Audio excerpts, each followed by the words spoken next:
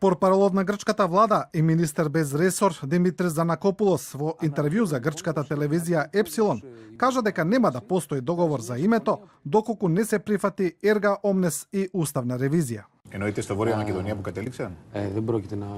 Додека не се договори, се не е договорено ништо. Така е во преговорите. Но она што со целосна сигурност можам да го кажеме дека ерга омнес и уставна ревизија се важни, односно главни предуслови, за да може да постои било каков договор со поранешната Југословенска република Македонија. Занакопулос додаде дека во овој момент не постои договор и избегна да навлезе во детали што се однесуваат на евентуалното решение.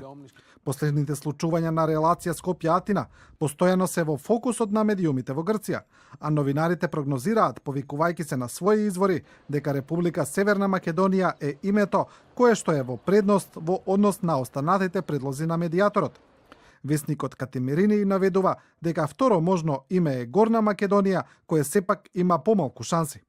Во Грција се огласи и поранешната министерка за надворешни работи, Дора Бакојани, која вели дека е провокативно политичките сили во земјата да добиваат информации за разговорите со ПЈРМ од веб страници од ПЈРМ и од премиерот Зоран Заев, а не од грчката влада.